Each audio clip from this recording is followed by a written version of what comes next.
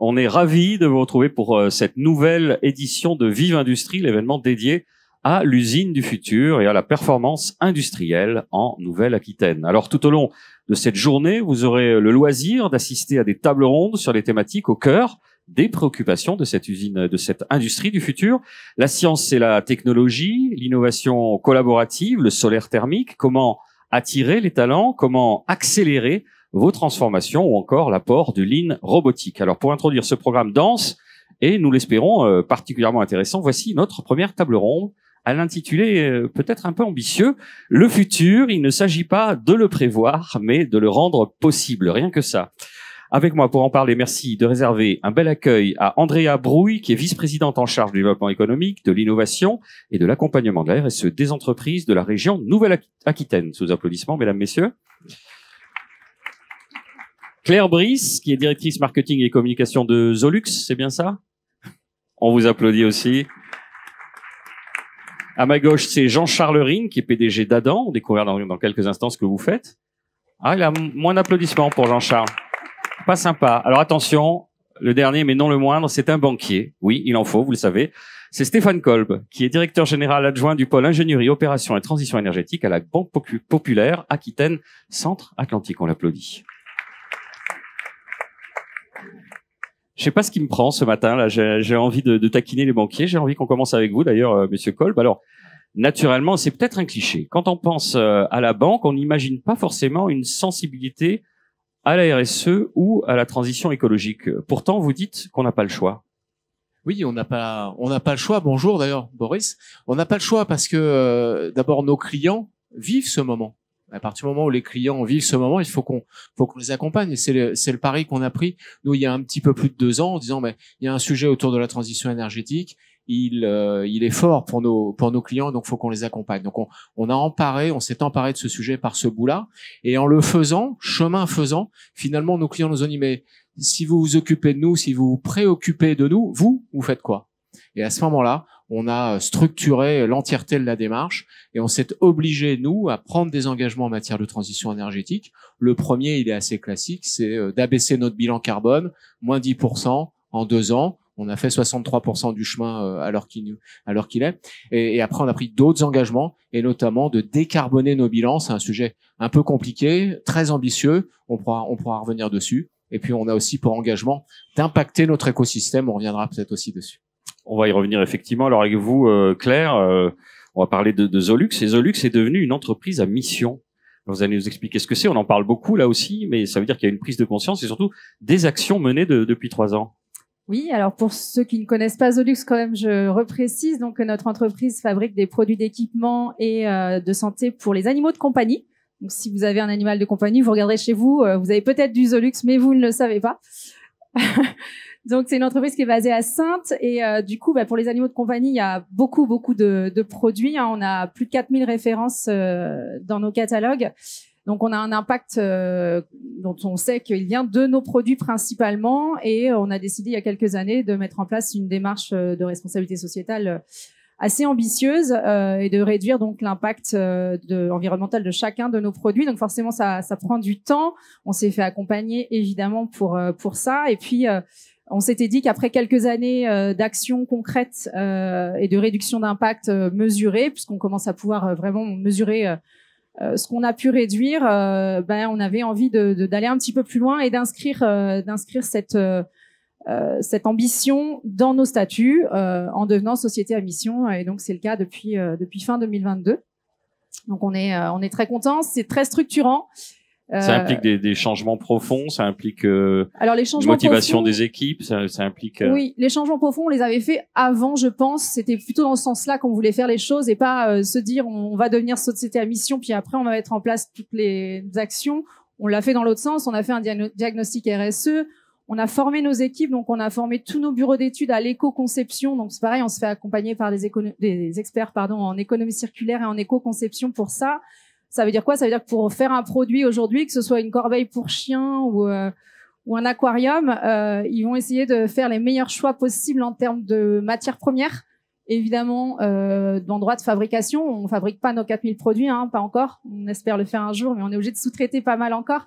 et ils vont mesurer ça avec des outils officiels, qui sont des outils du pôle éco-conception, et réellement mesurer un avant et un après entre l'ancienne version du produit plus sale et la nouvelle version plus on va dire respectueuse de l'environnement. Mais il n'y a pas un tiraillement de se dire on va le faire et c'est important et on s'inscrit dans un mouvement qui est inéluctable, et en même temps de se dire ça peut avoir un impact sur la rentabilité immédiate, parce que peut-être que l'ancien produit qui était moins vertueux vous permettait d'avoir une marge plus importante. Alors là, je chauffe un peu par avance, Jean-Charles. C'est un peu vrai. Il faut quand même l'admettre. Ça prend plus de temps d'éco-concevoir un produit. Déjà, rien qu'en termes de temps, on y passe un peu plus de temps. C'est une réalité. Si on fait des choix de matières premières plus nobles ou de réduction de matières premières, parfois, faire un produit monomatériau, c'est parfois compliqué. C'est devenu compliqué, malheureusement. Donc, ça peut coûter un peu plus cher. Il y a un seuil de tolérance qu'on a estimé chez nos clients finaux, en tout cas à nous, qui est de 10% environ. Un client final accepte de payer 10% de plus pour un produit. Le chat ou le chien. Ouais. Alors, le propriétaire du chat ou du chien, et pas plus. Donc, il y a des fois, ça passe pas, et on va devoir faire les choses un peu pas à pas. C'est-à-dire qu'on va faire un premier effort, et on va aussi éduquer le consommateur final, parce que ça passe aussi par là, en fait. C'est-à-dire qu'il faut aussi que les gens petit à petit prennent conscience pourquoi est-ce que ce produit est plus cher, qu'est-ce qu'ils sont en train d'acheter de mieux, de meilleur finalement. Et on peut pas faire du tout au tout, parce qu'un produit éco-conçu, parfaitement éco-conçu, qui ne se vend pas, c'est pire que tout en fait, parce que c'est un déchet, c'est quelque chose qui va être sur les étagères et qui va finir détruit à la poubelle, invendu, déstocké. Enfin, c'est pire que tout. Donc c'est ce qu'on ne veut pas. Donc il faut plutôt faire un compromis, accepter, faire peut-être un petit peu moins d'efforts pour que le produit soit vendable. Et s'il est vendable et il a moins d'impact environnemental qu'un produit concurrent qui lui est un peu cracra, et ben c'est quand même un succès. Jean-Charles, de votre côté, ça fait longtemps que vous posez des questions et que vous agissez, notamment sur la RSE et sur cette thématique de la transition énergétique. Alors, Adam, rappelez-nous ce que c'est. C'est une PMI dans le secteur du bois. Oui, alors Adam, c'est une vieille dame ou un vieux monsieur qui existe depuis 1880, donc sur le territoire girondin, à Bordeaux à la base, et maintenant à Sainte-Hélène, donc au cœur du parc naturel régional du Médoc. Donc secteur manufacturier traditionnel qui est celui du bois. On est 80 personnes, donc on fait un peu partie des derniers des Mohicans, malheureusement, dans notre catégorie. Et sur cet aspect RSE, donc je dis ça date pas d'hier. Vous êtes presque un militant. Quand on a préparé cet échange, vous avez dit moi j'hésite pas à être abrasif, ce qui est bien quand on est dans le secteur du bois un petit peu. Mais alors on fait quoi là? On fait une révolution silencieuse? On change les habitudes petit à petit, ou on renverse la table? Non, alors sur la question de la RSE, quand on en a discuté, ce que j'ai dit, c'est qu'aujourd'hui il faut aussi éviter de dévoyer les choses. C'est-à-dire que on assiste, et il y a pas mal de jeunes dans l'assistance, donc ça c'est sympa. Il y a une tendance au greenwashing exagéré aujourd'hui, donc tout le monde subitement, depuis 2 ans notamment, fait de la RSE, fait de la décarbonation, fait de l'environnemental, et donc il y a des choses qui sont absolument vertueuses et à encourager de ce point de vue-là. Moi, la RSE, je pense que c'est un enjeu de bon sens à la base. Nous, c'est ce qu'on a commencé par faire, et je pense qu'on le fait depuis 1880, et comme dans plein d'entreprises, c'est des choses qui se pratiquent. Donc après, elles se formalisent et elles se développent d'une façon un peu plus aiguë ou attentive, on va dire. Mais j'allais dire, l'enjeu aujourd'hui, est-ce qu'il est dans l'affichage d'une politique RSE ou dans autre chose? C'est une des vraies questions qu'il va falloir se poser, notamment dans l'utilité de nos activités. Donc effectivement, nous, on se questionne beaucoup par rapport à ça, y compris dans notre domaine d'activité. Donc nous, on fait de l'emballage en bois pour l'industrie des vins et spiritueux, plutôt dans la partie premium. Donc c'est aujourd'hui une activité qui est assez rentable, mais qui en termes d'utilité va se questionner comme beaucoup de choses dans les années qui viennent. Stéphane, vous souhaitiez réagir au propos de Jean-Charles? Ouais, parce que Jean-Charles, il a une interrogation d'une profondeur qui est la bonne, qui est celle qui est intéressante. Après, on peut avoir une autre interrogation qui est un peu plus prosaïque, mais qui finalement finira par rejoindre celle de Jean-Charles, et qui est un peu celle de Claire. Pour nous, si l'enjeu n'est pas perçu comme un enjeu vital, alors il y a erreur, il y a faute dans la gestion de l'entreprise. Je m'explique. Une entreprise qui ne comprend pas que le sujet autour du réchauffement climatique, autour de la nécessaire transition énergétique, est un sujet de préservation de son futur, est une entreprise qui est destinée à mourir. Le risque est un risque vital. Pour un banquier, un client mort, ça sert à rien. D'accord? Donc, moi, l'enjeu, et Jean-Charles a absolument raison, il est de cette profondeur-là. L'enjeu immédiat pour un acteur comme nous, il est de comment le terreau économique, et en Nouvelle-Aquitaine, probablement plus qu'ailleurs d'ailleurs, c'est fondamental, comment on préserve ce terreau économique. Et pour certains acteurs comme nous, banquiers, aucun problème avec ça, notre enjeu est de préserver ce terreau-là. D'accord ? Et de mettre en place les mécanismes, les supports, les aides, les mouvements qui permettent d'y contribuer. Et c'est comme ça que nous, on s'inscrit. On plonge moins dans les sujets de RSE et presque dans les questions philosophiques que pose Jean-Christophe, qui sont les bonnes, encore une fois. On en reste à ce niveau-là. Je pense qu'il y a un enjeu de préservation de nos entreprises très immédiat. Alors de votre côté, du côté de la région Nouvelle-Aquitaine, Andrea Brouille, vous observez ça, vous dites il faut qu'on accompagne, on doit être moteur, on doit être absolument vertueux. Vous avez voté l'année dernière un schéma régional de développement économique, d'innovation et j'arriverai jamais à le dire, d'internationalisation assez ambitieux. C'est quoi ? Vous voulez montrer finalement au tissu économique que vous êtes bien présente sur cette problématique ? Alors, oui, nous avons voté notre SRDE2I. Et derrière cet acronyme qu'on aime tous, hein, on est tous fans d'acronymes. On est fans. C'est tout simplement effectivement notre feuille de route d'accompagnement pour le développement économique sur la région Nouvelle-Aquitaine et qui a pour ambition de devenir la première région éco-responsable. C'est un long travail, hein, plus d'1 an de travail, de parcours de cette belle région sur les 12 départements pour aller à la rencontre de tous les acteurs qui travaillent autour de l'économie pour avoir ces 3 grandes priorités que vous avez citées. Et la première, la transition, notamment énergétique, comment on aide une entreprise à moins consommer, comment on construit un mix énergétique pour que cette énergie consommée par ces dernières soit plus sobre, moins décarbonée. On a aussi les enjeux de transmission qui sont un enjeu primordial, je dirais, pour maintenir l'emploi sur nos territoires. La deuxième priorité, c'est renforcer notre souveraineté par l'innovation responsable. Alors, qu'est-ce qu'on y met derrière cette innovation responsable ? C'est de dire que l'innovation n'est pas forcément que technique, et c'est tout notre programme Usine du futur, notre élément fondateur, hein, de l'attractivité de notre région Nouvelle-Aquitaine. Cette capacité que nous avons à réindustrialiser notre territoire et puis aussi rendre, je dirais, plus performantes nos entreprises tout en améliorant les conditions de vie au travail. Et puis le dernier volet qui est un volet nouveau sur cette mandature, qui est le volet placer l'humain. Et là, on retrouve un petit peu la notion de la RSE qui en fait partie, mais pas que. Placer l'humain et les territoires au cœur de ce développement. Et là, on va y retrouver les formations pour les salariés, comment on met en adéquation l'offre de formation avec les besoins, et puis aussi l'attractivité des entreprises et des territoires, parce que avec ma double casquette de première VP de la région Nouvelle-Aquitaine, je suis également maire d'une commune du nord de la Haute-Vienne. Et généralement, pour accueillir ces entreprises, il faut aussi accueillir les salariés et leurs familles. Et donc, on pose la problématique du second emploi, on pose la problématique du « oui, j'arrive, est-ce que ma fille va pouvoir aller à l'université? Est-ce que mon garçon pourra faire du basket? Est-ce que j'aurai tout simplement un médecin traitant ?» Donc, c'est toute cette question d'attractivité pour les entreprises et pour les territoires qui sont posées à travers ce schéma et qui...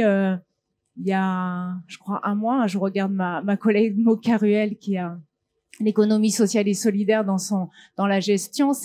On a voté en mars dernier, le 27 et 28, des éco-socio-conditionnalités qui viennent assortir en tout cas cette volonté d'accompagner toutes les entreprises vers ces transformations nécessaires, surtout pour je crois que basculer vers un monde plus juste, plus vertueux sur un plan environnemental, humain et social. On reviendra tout à l'heure justement sur cet accompagnement et ces aides. Jean-Charles, quand on parle d'ancrage territorial et dimension sociale, j'imagine que ça a un écho, ça éveille quelque chose d'important pour vous. Ça fait partie de votre analyse aussi. Alors c'est des grands sujets qui sont pas faciles à explorer. Vous avez 3 minutes. En quelques minutes. Oui, je trouve qu'au-delà de la RSE, et on l'avait vu d'ailleurs dans les journées que la région avait organisées autour de l'ESS, il y a une thématique qui s'appelle aujourd'hui la responsabilité territoriale des entreprises, qui je pense est assez intéressante. On est, alors en tout cas pour ce qui nous concerne, on est quand même dans des logiques extractives, on exploite une ressource, notamment le bois, dans notre dans notre région, dans notre périmètre d'activité. La question, c'est d'une part comment on fait en sorte que ce soit fait de façon durable. Il y a des enjeux de pérennité pour nos activités qui sont liés effectivement aux enjeux de pérennité environnementale. Il y a la question effectivement sociale qui est autour de tout ça. Il y a la question, moi plus généralement, de ce qui est très à la mode aussi aujourd'hui, qui s'appelle le partage de la valeur. C'est-à-dire comment aujourd'hui, dans une entreprise qui opère sur son territoire depuis de nombreuses années, finalement, on répartit les richesses d'une façon différente. Et on rend au territoire, finalement, ce qu'on lui prend. Si on est dans une logique, alors on rejoint aussi les thématiques de la circularité par rapport à ça, mais là, on rentre vraiment dans le cœur de la problématique économique. Donc nous, des choses qui nous préoccupent plus largement, c'est la position de l'économie et de la finance par rapport aux enjeux du monde dans lequel on évolue. Ça fait plus de 40 ans qu'on est dans des enjeux néolibéraux, où finalement le vivant est au service de l'économie, et ça nous amène clairement là où on en est aujourd'hui. C'est-à-dire que la question est quel est le profit supplémentaire que je vais générer demain, quelle est la croissance supplémentaire que je vais générer aujourd'hui ou demain. C'est ce qui drive l'entreprise depuis 40 ans, et il nous semble aujourd'hui qu'il y a des voies alternatives à explorer. On en reparlera, mais c'est ce qu'on essaye de regarder avec des outils aujourd'hui qui existent, qui sont malheureusement assez peu développés en France. Il faut regarder un petit peu ce qui se passe en Scandinavie, voire en Allemagne ou en Suisse, et on verra notamment sur la question de la transmission des entreprises qu'il y a des choses qui peuvent améliorer la problématique dans laquelle on est. Il n'y a pas uniquement la question de la décarbonation, il y a la question de la position de l'économie dans nos systèmes. Là, c'est plus une analyse macroéconomique. Est-ce que finance verte, c'est un oxymore, Stéphane Kolb, ou à votre échelle, vous dites, dans le cadre actuel, on peut faire des choses et on peut avancer? Alors, ça dépend comment vous définissez oxymore, Boris. L'opposition entre deux termes. Voilà. C'est-à-dire... Merci de me le rappeler, alors. Pardon, excusez-moi. Pardon. Deux termes qui s'opposeraient. Non, ça n'est pas un oxymore, et je pense même que l'un doit servir l'autre, en prolongement de ce que vient de nous dire Jean-Christophe.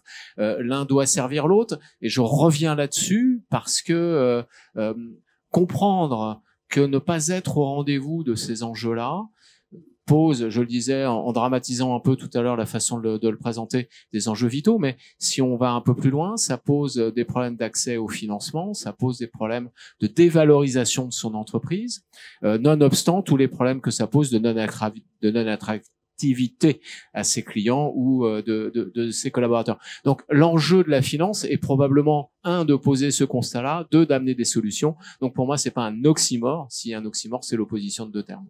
Et nonobstant, ça veut dire? Non, ça veut dire tant pis. Claire, de votre côté, on l'a dit, 4000 références qui sont pas toutes fabriquées en France, donc vous travaillez à leur relocalisation. C'est facile. On a souvent parlé de désindustrialisation, mais s'il y a un mouvement opposé qui est en train d'émerger. C'est pas facile, sachant qu'en plus l'animalerie. Alors, je pense qu'il y a pas beaucoup de monde qui connaît le monde de l'animalerie. C'est un petit monde, mais moi, ça fait 18 ans que je suis chez Zolux. Quand je suis rentrée chez Zolux, c'était quasiment le tout Chine, hein. C'était l'inverse, c'est-à-dire qu'il n'y a plus rien qui était fabriqué en Europe. Et puis, c'est une entreprise familiale, hein, Zolux, donc les papas de nos dirigeants actuels, eux, avaient tendance à aller en Chine tous les 6 mois pour faire fabriquer là-bas et obtenir le prix le moins cher possible. C'est donc accompagner une évolution générationnelle quand même. Aussi, tout à fait. Parce que là, on disait tout à l'heure, on faisait remarquer qu'il y avait des jeunes. C'est vrai. C'est vous qui allez faire mieux et qui allez être plus vertueux que nous. C'est vrai. Alors, ça a commencé avant quand même. Ça fait 10 ans qu'on relocalise un maximum, mais on se heurte quand même encore à des problèmes de sourcing. On trouve pas pour certains produits aujourd'hui de fabricants en Europe. Alors, on se dit qu'on va faire nous-mêmes, hein, donc on investit de plus en plus nous-mêmes dans la production, dans notre propre outil, mais bon, avec 4000 références, on pourra jamais tout fabriquer. De toute façon, c'est pas non plus viable. Mais c'est vrai que ça se fera pas du jour au lendemain et qu'en plus, j'expliquais ça à un exposant tout à l'heure qui discutait avec moi. On a en ce moment, depuis l'après-Covid, là, on a des appels, nous, de la Chine, des appels du pied incroyables. Ils sont prêts à venir nous voir à Saintes. Ils nous font des offres. On reçoit des mails tous les jours. Même moi, je reçois des mails alors que je ne développe pas de produits, moi, hein, le bureau d'études, pour essayer vraiment de nous faire du gringue, littéralement. Et on est nous à se dire mais c'est horrible parce qu'en fait qu'est-ce qu'on fait contre ça?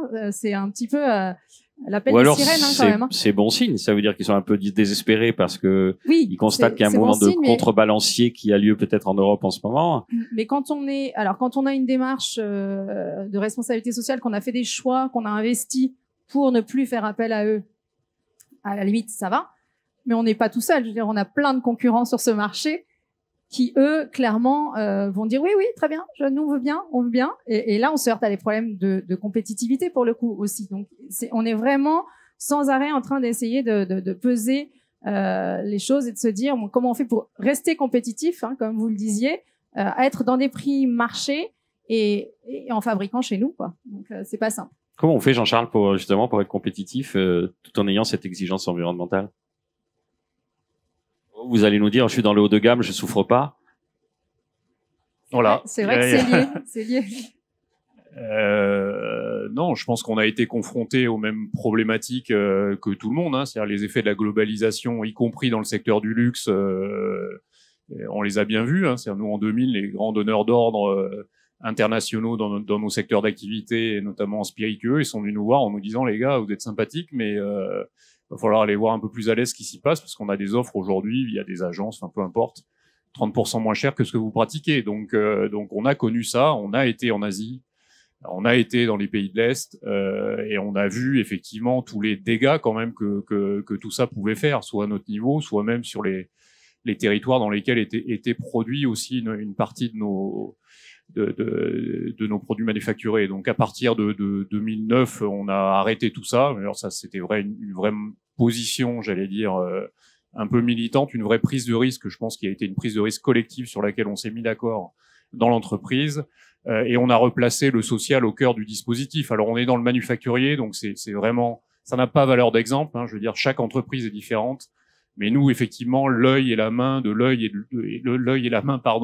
l'opérateur ou de l'opératrice, c'est encore ce qui fait la différence dans nos métiers. C'est des métiers de savoir-faire d'excellence. Donc c'est un enjeu compétitif de base. Mais on a repositionné ça au cœur de la problématique. Et moi, je pense quand même que dans toutes les entreprises, le facteur humain, il est clé. On l'oublie et on devrait le repositionner. Alors la RSE peut aider à ça. Et en tout cas, nous, on est reparti de là et on a très vite retrouvé une forme de rentabilité qui nous a permis de construire et de redévelopper des choses un peu plus sympathiques après. Andrea, vous avez parlé tout à l'heure de d'éco-socio-conditionnalité. J'y arrive encore là. Il n'y a pas un acronyme? Si, c'est ECS. Non, mais par contre, je suis preneuse si quelqu'un a quelque chose de plus punchy à me proposer, parce que autant le SRDE2I, c'est légal et c'est la loi qui m'oblige. Par contre, les éco-sociaux, on peut changer. Donc, c'est-à-dire, pour préciser que on délivre les aides publiques, on les subordonne à des critères environnementaux, économiques et sociaux. Donc expliquez-nous comment ça marche. Ah, c'est ça. Alors c'est pareil. C'est après un long travail de concertation, on l'a pas fait en chambre entre nous. On a été aussi sur le territoire. Ça m'a permis aussi de refaire un tour des départements. Mais et de ce travail, on est sorti, je dirais, trois axes forts qui étaient le premier, préserver les ressources. On y retrouve la gestion des déchets, la gestion d'eau, l'économie d'énergie, la diminution de l'usage des pesticides. Le deuxième axe, c'était notre axe un peu plus social, transition pour tous. On y retrouve la formation tout au long de la vie, l'égalité professionnelle femmes-hommes, la lutte contre les discriminations, l'emploi des seniors qui va être de plus en plus peut-être une réalité et surtout la baser dans la transmission des savoirs et du savoir-faire. Et puis troisième axe, on a retrouvé la décarbonation et l'éco-responsabilité, donc la réduction des émissions de gaz à effet de serre, l'emploi dans nos territoires, le maintien de l'emploi et la RSE. Et à travers ces critères-là, on est parti du principe que on positionnait pour essayer d'embarquer tout le monde, parce qu'on n'est pas parti dans une démarche punitive, on est bien dans une démarche de progression. Chaque entreprise a son niveau d'expertise et son niveau d'avancement. Et donc, on a sélectionné un montant d'aide régional qui était un seuil qui a été longuement débattu à partir de 150 000 euros. Dès lors que vous atteignez en dessous de ce seuil, on signe un charte d'engagement avec où l'entreprise s'engage d'améliorer dans les 3 critères que je viens de vous citer. Et puis à partir de 150 000 d'aides de subvention de la région, là on passe plus des contrats de transition avec les entreprises où elles auront 2 critères obligatoires, un critère lié au changement climatique, un autre critère lié à l'égalité professionnelle femmes-hommes. Et après, 2 critères au choix qui seront discutés avec les services. Les services ont l'habitude d'accompagner les entreprises tout au long de leur cycle de vie. Et c'est bien le but parce que, comme le dit souvent le président, une entreprise, c'est un être vivant. Il évolue et donc il faut qu'on l'accompagne de la même manière sur tous ces cycles de vie. Et donc 2 critères en fonction du choix du projet d'investissement qu'il souhaite faire, où on accompagne 2 choix, 2 critères pour améliorer, pour être dans cette démarche de progression. Stéphane, de votre côté, vous faites partie d'un cercle d'entrepreneurs éco-responsables, ça s'appelle Impact. Et votre ambition, à votre échelle, justement, aussi, c'est d'accompagner les PME et les ETI pour rédiger leur feuille de route et pour avancer vers... Enfin, vous faites le distinguo d'ailleurs entre RSE et transition énergétique. Expliquez-nous un peu cet accompagnement. Alors déjà, je vais vous expliquer Impact parce que c'est une association à but non lucratif que nous avons fondée avec quelques acteurs du conseil de la finance néo-aquitain. On retrouve Akiti d'ailleurs, qui est la société de gestion qui gère les fonds d'investissement ou une partie des fonds d'investissement de la région. On retrouve le cabinet Fidal, qui est les spécialistes de droit environnemental, Calan, Adviso Partner et nous. Et on s'est mis en tête, on s'est mis pour ambition d'accompagner des dirigeants d'entreprise, d'abord dans l'intégration, dans la prise de conscience d'un certain nombre d'enjeux autour de l'environnement et de la nécessaire lutte contre le réchauffement climatique, mais surtout, je vais dire, dans la rédaction de leur feuille de route, dans leur mise en mouvement. Et on le fait comment ? On le fait en leur amenant des compétences, en partageant un certain nombre de ressources, en co-développant, en travaillant à plusieurs, en accueillant un certain nombre d'intervenants extérieurs qui viennent présenter des sujets. Par exemple, la prochaine fois, on discutera de CSRD, pour reprendre des acronymes importants. On discutera de droit environnemental. On aura une coopérative foncière ou forestière plutôt, qui viendra nous présenter le label bas carbone, etc., etc. Et on emmène maintenant une 30aine de dirigeants avec ces ambitions-là. Et Andrea, je vous fais une invitation. Ce que vous venez de nous expliquer sur les ESC, eh ben, on serait très heureux de vous accueillir, à la fois pour que vous nous expliquiez comment on peut y accéder, ce que ça entraîne en matière de subventions, et nous, qu'on puisse vous expliquer ce que l'on attend des acteurs élus et notamment de la région. Voilà, c'est exactement à ça que sert Impact. Et pour terminer de répondre, Boris, oui, on l'a centré pour le moment sur la transition énergétique et la lutte contre le réchauffement climatique, parce qu'il faut bien commencer. On va faire un dernier petit tour de table en commençant avec vous, Claire, sur votre vision, en partant de Zolux, évidemment, de l'usine du futur. Elle n'est pas forcément techno, il y a des aspects sociaux aussi. Dites-nous. Oui, alors c'est vrai que dans les produits pour animaux de compagnie, on n'est pas forcément dans la très haute technologie. Il y en a, mais c'est pas forcément le cœur de notre métier.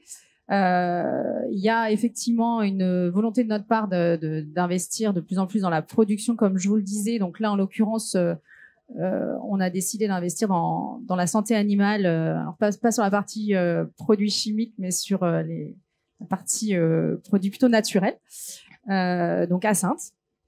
Donc un gros enjeu aussi de recrutement. Là, on en parlait tout à l'heure, vous en parliez, Andrea, c'est une réalité. La responsabilité sociétale, c'est pas fait pour ça, mais ça nous sert quand même dans ce sens-là. C'est important de le dire en termes de recrutement.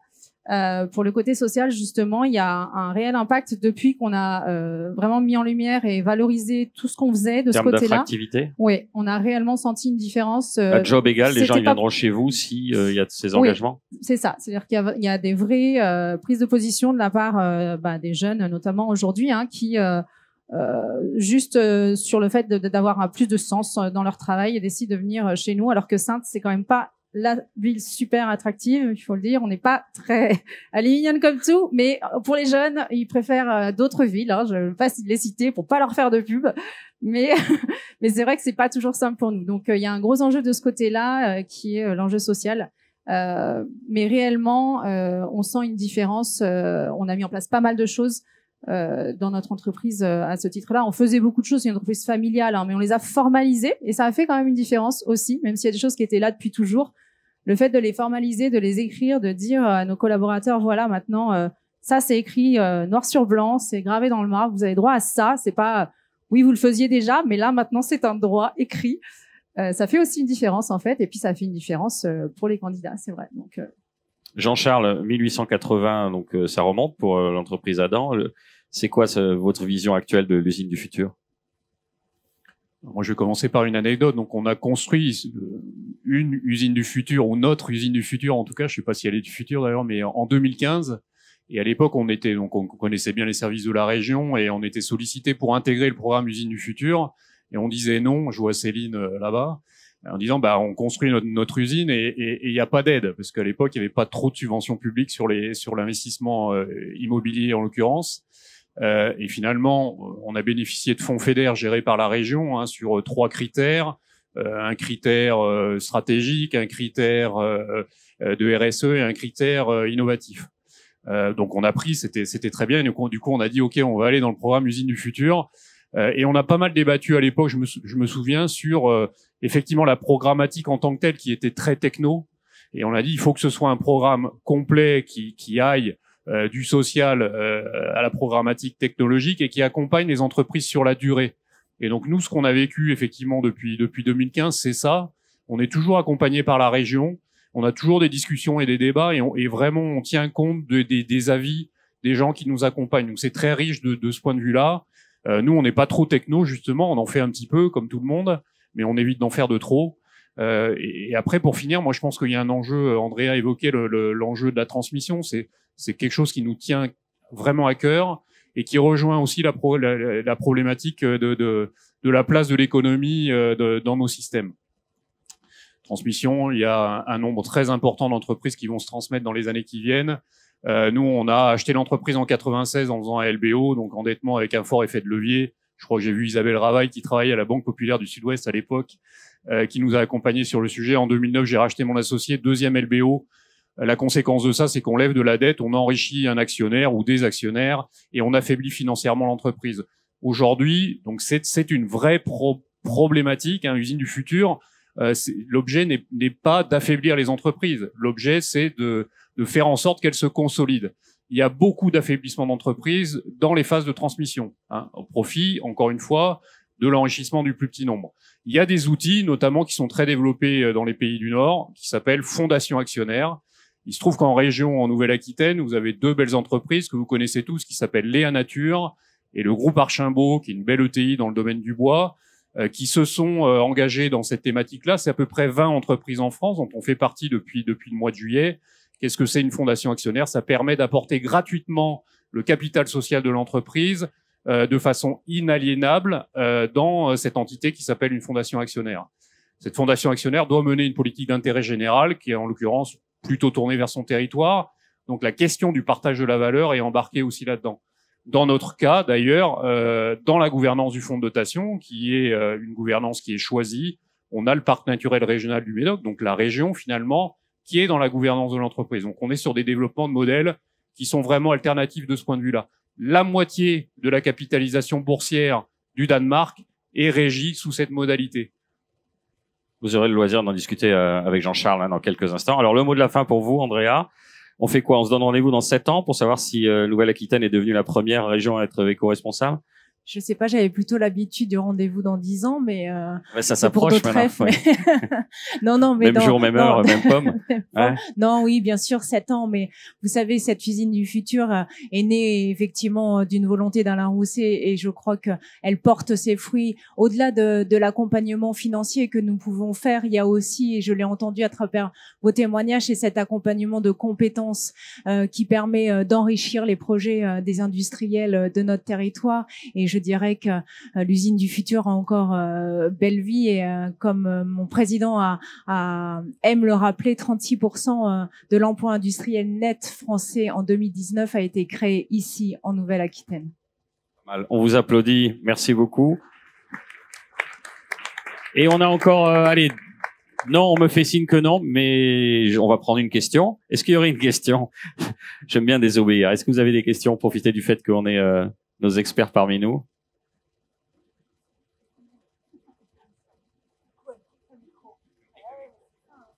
Je suis puni parce qu'on m'a fait non et j'ai quand même voulu qu'il y ait une question. Est-ce que vous sauriez dire la différence entre le éco-socio, le mot très long, et le développement durable, s'il vous plaît? J'ai du mal à voir. En fait, les éco-socio-conditionnalités, c'est simplement des conditions d'accès aux aides régionales. C'est-à-dire pour prétendre à avoir un accompagnement, c'est des conditions d'accès pour prendre en règle, se prendre en compte ces changements climatiques, cette transition pour tous. Et voilà, donc on s'embarque là-dedans pour un développement durable, mais c'est plus une condition d'accès. C'est des critères qui sont effectivement mesurables, quantifiables et qui peuvent bouger au fur et à mesure aussi de savoir s'il a été efficace ou pas dans nos politiques, dans nos dispositifs régionaux. Alors je sais que c'est pas bien parce que c'est sale, parce qu'on va parler d'argent, mais il y a un fonds qui est prévu de combien de... En fait, ça s'applique, ces éco-socio-conditionnalités. Nous sommes la seule région à le faire. Elle s'applique à toutes les politiques régionales, que ce soit la culture, que ce soit l'éducation, que ce soit au développement économique. C'est vraiment un modèle, comme je disais, pour basculer toutes les organisations qui prétendent à des aides régionales pour, je dirais que notamment les entreprises, et vous l'avez très bien dit avec cette directive européenne, la CSRD. Voilà, c'est préparer ces entreprises, nos entreprises, aux nouvelles réglementations qui arrivent et qui seront effectivement essayer de les aider à en tirer des bénéfices. Merci beaucoup, on vous applaudit à nouveau. Merci à vous.